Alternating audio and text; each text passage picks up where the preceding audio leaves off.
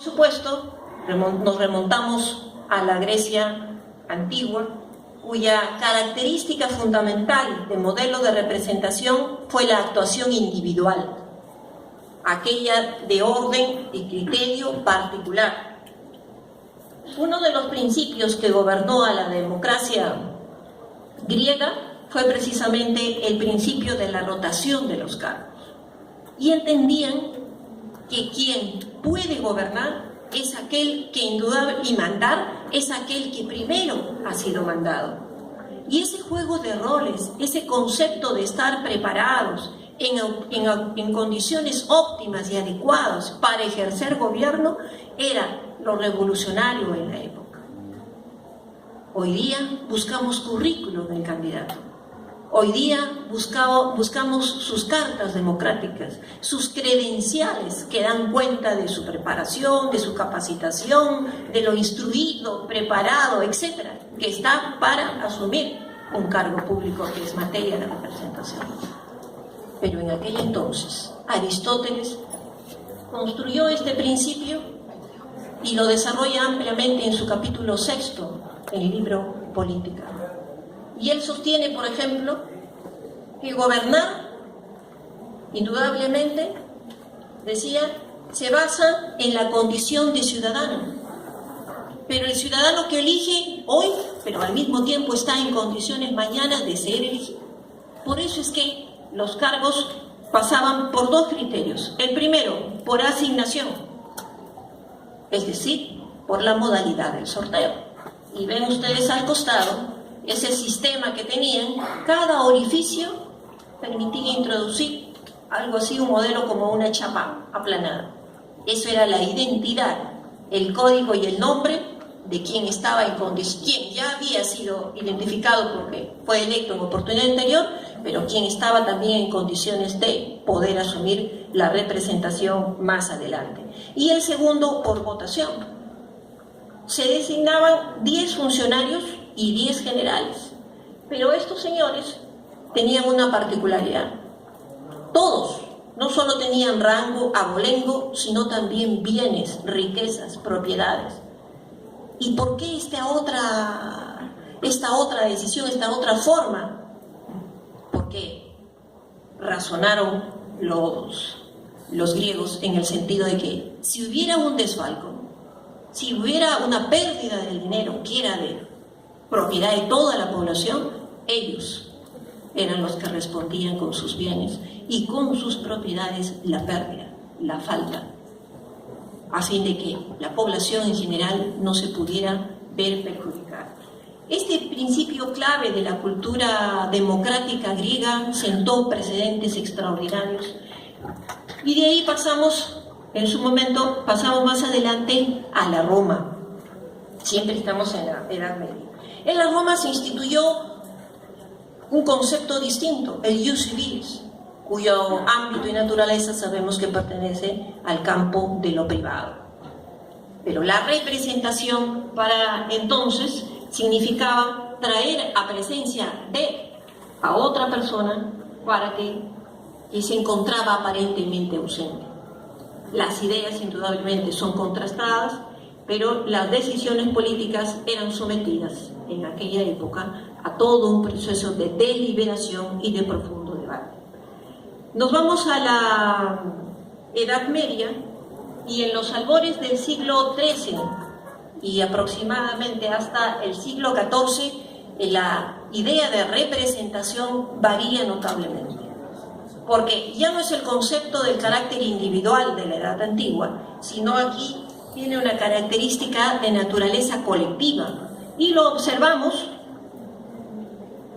en la formación de las asambleas, el Parlamento en Inglaterra, las Cortes en España, los Estados Generales en Francia, los consejeros del rey.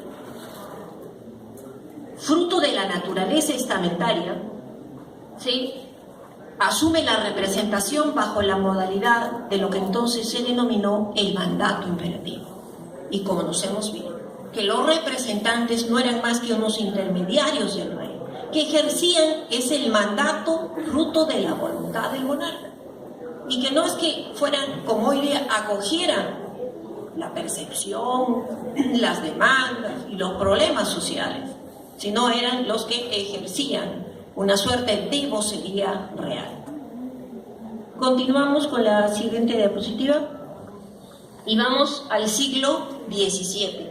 Y aquí cambios importantes con relación a los siglos anteriores, y encontramos que la representación se construye como una forma de racionalización del poder y control del gobernante. Y hay oportunidad aquí de abandonar, de ponerle límites al rey, pero abandonar también ese concepto de que ejercía el mandato fruto de un derecho sagrado devenido de una superior existencia. Y más adelante continuamos en la evolución de la representación y vemos otro espacio-tiempo histórico, los que pasan por ya en la edad contemporánea, a fines de los siglos XVIII y XIX. Y la historia da cuenta de las revoluciones burguesas que demarcaron los signos de los tiempos. Cambiaron la geografía, indudablemente también el sentido y la dinámica política de aquellos tiempos. La Revolución Inglesa de 1688, la histórica Revolución Americana de 1776 y la Francesa de 1789.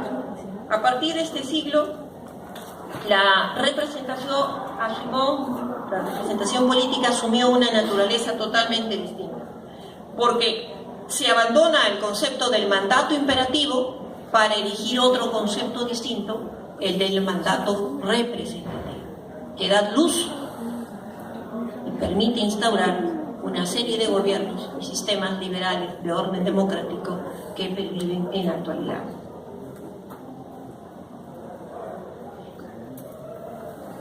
La representación política es una de las tres categorías de representación. Estas formas tienen distinto orden y escenario. El primero que tenemos en la pantalla es la representación social, que se vincula bajo el criterio de semejanza, para equiparar, para comparar sectores sociales, estamentos poblacionales, da origen más adelante al reconocimiento de los derechos de igualdad, impulsa la eliminación de la discriminación, entre otros grandes caracteres. La representación jurídica, que es importante también desligarla de la representación política, da cuenta del vínculo, pero aquí con el criterio de delegación, vinculado al ámbito de lo privado. Esta representación es personalísima. Y finalmente, la representación colectiva, que tiene el carácter, representación política que tiene el carácter colectivo. Esta representación política actúa en función a intereses generales. ¿Cuáles? Los que apuntan hacia el bienestar común, hacia el bienestar general de toda la población. La teoría de la representación política se inspira generalmente en la Revolución Francesa. Por eso es que es más teórica que práctica, y sus detractores han golpeado mucho en este sentido. Según esta teoría, el individuo y la colectividad de individuos que constituyen o integran una nación son quienes eligen a sus autoridades. En el caso nuestro, el gobierno local, el gobierno regional, el gobierno central. El primero, con sus tres niveles, ¿verdad? Municipio provincial, municipio distrital, hacia abajo, consejo menor, y lo que tenemos, esta experiencia trujillana rica en su proceso organizacional y en cuanto a aporte y convivencia y traslado de expectativas, significa las juntas vecinales. Y en segundo lugar, esta teoría también resulta un mecanismo extraordinario de representación política ya en los procesos de construcción democrática. La teoría de la representación apunta a darle sostenibilidad y mayor énfasis político, jurídico y social a la institución de la representación. Bernard Manning sostiene que hay una serie de principios que es importante recapitular para continuar afirmando y sosteniendo la representación política. El primero es lo que denomina el principio de la independencia parcial. Y aquí da cuenta de que en el periodo, por ejemplo, de campaña, el candidato y la población se tornan casi una suerte de eco. Atiende las expectativas, lista en una agenda, las proclama, las ofrece, se compromete, las diseña como caballito de batalla en una agenda de propuestas, en lo que se denomina el plan de gobierno, pero Manning nos dice, este politólogo norteamericano, francés, nos dice, iniciado el periodo de gobierno, si es que el candidato de ayer resulta ganador hoy día, entonces la agenda es diferente. Porque el lenguaje de campaña no es el lenguaje de gobierno, porque la oferta en la época preelectoral no es la lectura del nuevo mandatario. Y entonces ese distanciamiento se sostiene por esta cierta parcialidad, esta cierta lejanía. Hay otro principio que el que denomina de libertad de opinión pública. Y aquí no hay restricciones como en la época del mandato imperativo. La ciudadanía puede expresar con amplísima y total libertad sus puntos de vista, criticar, coincidir, discrepar, censurar, amonestar cívicamente, como lo hacen en el próximo proceso electoral. Por eso es que no todos son reelegidos, ni tampoco no todos son impedidos de continuar un mandato, sea cualquiera de los niveles que hemos comentado, ¿no? De los dos poderes políticos. El tercero es el denominado el principio de elección. Aquí la población elige sus representantes, los catapulta como tales, reconoce su autoridad y le da legitimidad, y estos se sostienen en intervalos de tiempo. En nuestro sistema, el periodo presidencial tiene un tramo de 5 años y lo que tiene que ver con los municipales, el ámbito municipal, de 4 años.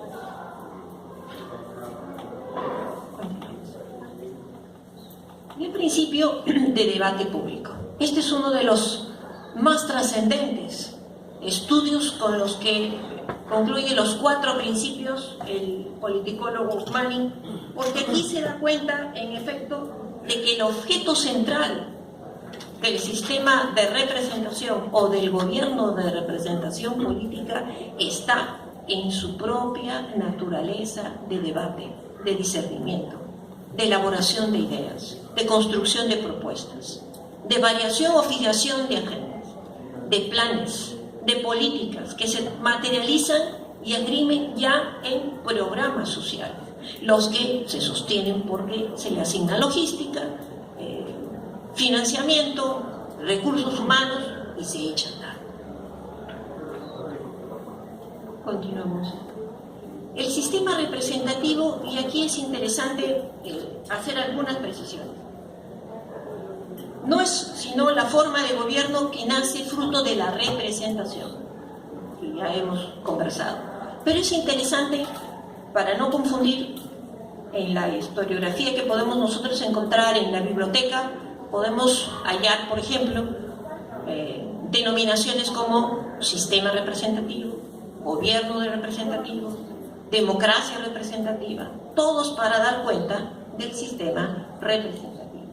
Y encontramos aquí una pequeña selección de políticos y en algunos casos también politólogos que han dado cuenta con sus estudios, con sus investigaciones, aportes muy importantes. Lo que tenemos en pantalla es a Edmund Burke, estadista y filósofo político británico, conocido por su extraordinaria capacidad de exteriorizar un mensaje, perfil de orador a carta cabal, imbuido de conocimientos y de preparación, lo que le dio origen a ser designado como representante.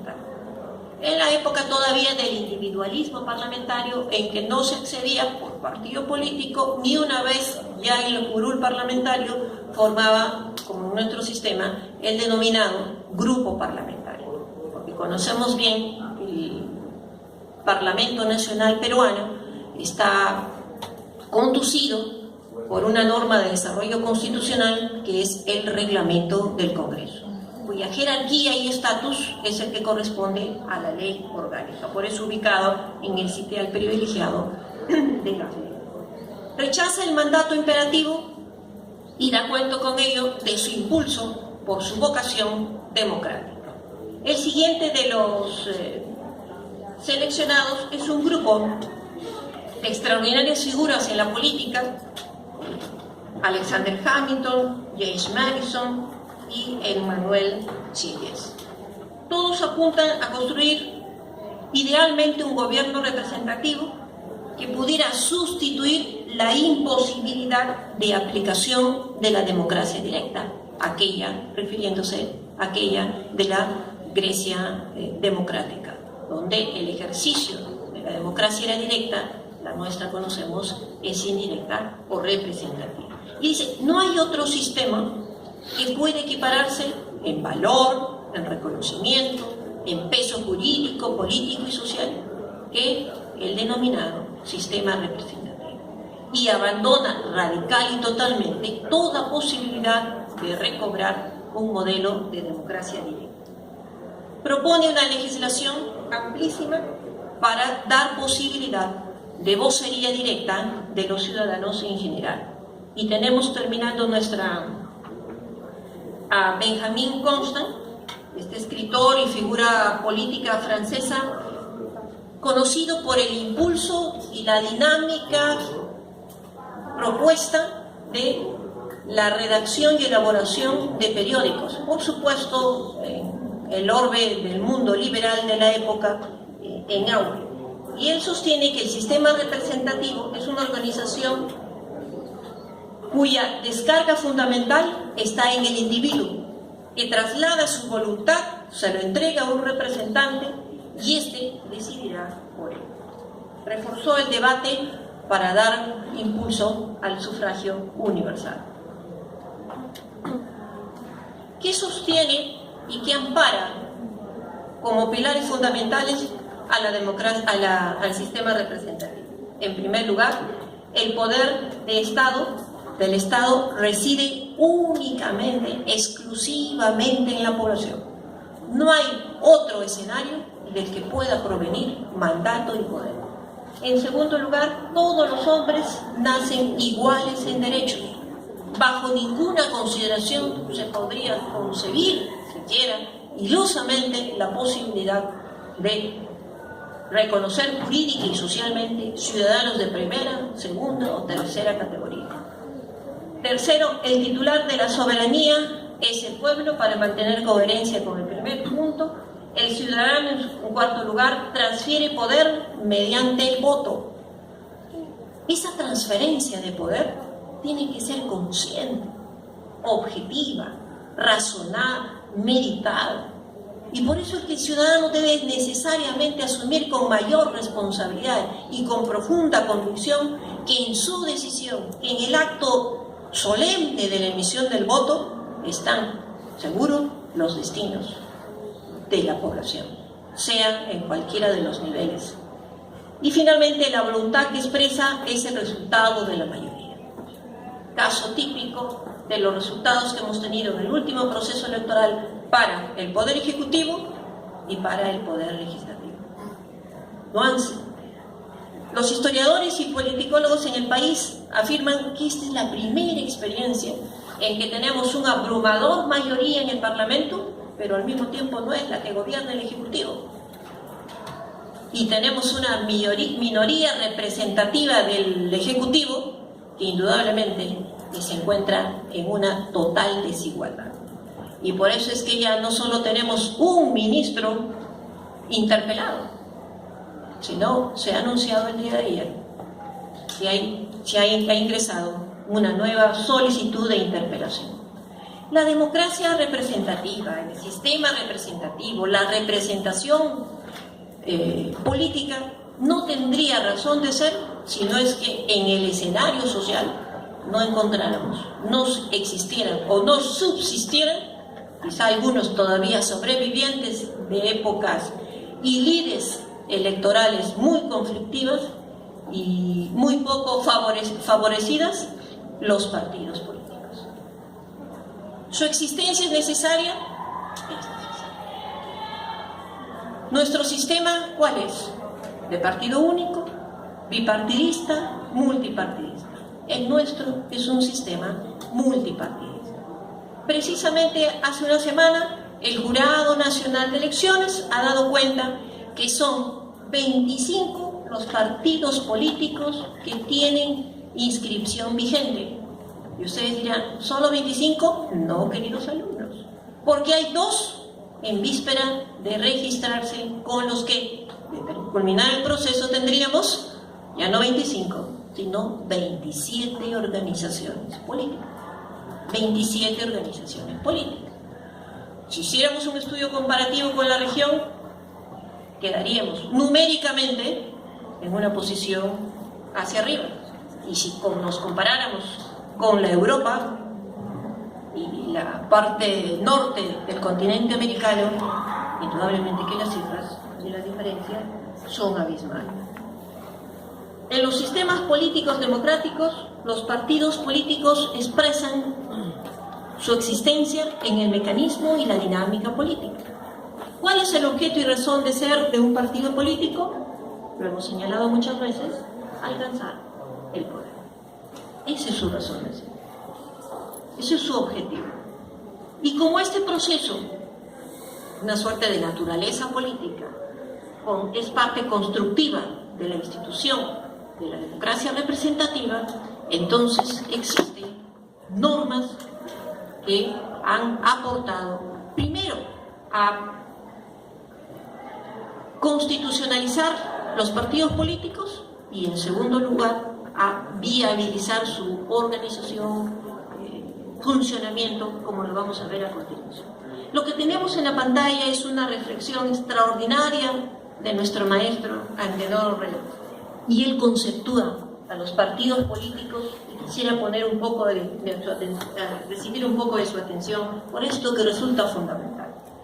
Orrego dice respecto a los partidos políticos: el concepto cabal de partido entraña la formulación de un programa orgánico de gobierno, es decir, un contexto donde se desarrollen y presenten las propuestas y líneas programáticas del partido político, y de una línea coherente y constante de acción política, es decir, la praxis política, la actividad diaria y cotidiana de los partidos políticos. ¿Para qué? Para colaborar en las actividades del Estado o para alcanzar el ejercicio del poder público. Nunca para serruchar el piso, nunca para taladrar el escenario del Ejecutivo, nunca para apostar por la debilidad del gobierno. Programa analítico fundamentado en bases doctrinarias. ¿Cómo puede sostenerse un partido que no tiene un basamento ideológico? Y surgido de una amplia deliberación, es decir, que haya sido puesto a conocimiento de sus bases, que haya recibido las perspectivas, coincidencias, críticas, opiniones o sugerencias de sus adherentes, y por supuesto haya hecho eco en la población. Un programa lógicamente contexturado a través de convenciones y congresos. Miren ustedes toda la riqueza del proceso de construcción programática. Y no solo, ojo, una lista enumerativa de cosas por hacer. Es decir, no necesitamos únicamente un plan de actividades, un cronograma, un planteamiento, una agenda. No es suficiente. El programa no puede reducirse a ser simple suepo o señuelo que atraiga, ¿no? Que se dirija a la pesca esporádica del voto, no a la caza de votos en la época electoral, no a la pesca de votos, sea de cualquier origen, sino un instrumento de orientación y canalización del sufragio en una determinada circunstancia de la vida política. Qué expresión conceptual con tanta y profunda visión. Qué reflexión tan natural, lógica. La valía de Antenor Orrego está en su perpetuidad en el tiempo. Y cómo estos conceptos extraordinarios, fruto de reflexiones profundas, políticas, de naturaleza filosófica, se trasladan a todos los tiempos y nos acompañan.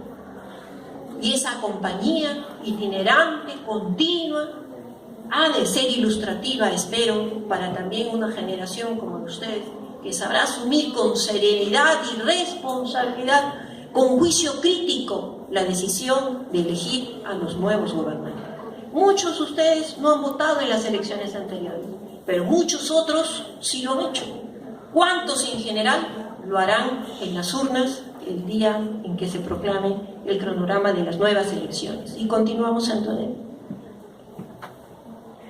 Algunos de los aspectos que nos vinculan a los partidos políticos. ¿Por qué? Porque dan cuenta, en efecto, de que es un hecho que la existencia de los partidos políticos afirma el sistema de representación, de que estos son instrumentos naturales de participación política. Así nacen, para ser una vocería entre el pueblo, una intermediación entre la población y el gobernante. La existencia de los partidos políticos afirman y reafirman el pluralismo político. Son parte de los sistemas electorales. Buscan conquistar mayor número de representantes en el Parlamento, es cierto. Y el auge del parlamentarismo permite afirmar los mecanismos de representación. Y concluimos lo que ya hemos comentado, toda la etapa de la constitucionalización de los partidos políticos, y concluimos con esta diapositiva. Hace 2 días, el Jurado Nacional de Elecciones dio cuenta públicamente de la asignación de los más de 14 millones de soles que vía financiamiento público según cronograma, se ha procedido a entregar a los partidos políticos. Nosotros conocemos que la ley 28094, ley de partidos políticos, y luego su modificatoria, la 30414, que no solo define nuevamente a los partidos como organizaciones políticas, sino que establece con claridad que ya en el 2017 se debe efectuar la transferencia por primera vez del aporte del erario público a los partidos políticos. El artículo 29 sitúa esta situación y condiciona que los fondos que recibirán del Estado exclusivamente tienen que ir a formación, a capacitación e investigación. ¿Cómo puede un partido político impugnar y cuestionar a sus opositores si no conoce la realidad, si no hurga en su entorno, si no conoce e investiga, si no se adentra en su comunidad, para poder estar en condiciones de plasmar un plan de gobierno coherente, meditado, sereno, factible y objetivo? ¿Cómo formará nuevos cuadros si estos no son capacitados y preparados? El liderazgo de nuestros filósofos en la antigüedad, de los grandes líderes en el trayecto de la historia, y en particular los amigos extraordinarios jóvenes que formaron el Grupo Norte, por ejemplo, entre ellos nuestro Antenor Orrego, Aya de la Torre, César Vallejo, Alcides Espelucín, Valderrama, etc., todos fueron figuras naturales de liderazgo político. Pero el liderazgo político también hay que formarlo, y hay que educarlo, hay que instruirlo, hay que prepararlo. ¿Y en qué edad es la ideal?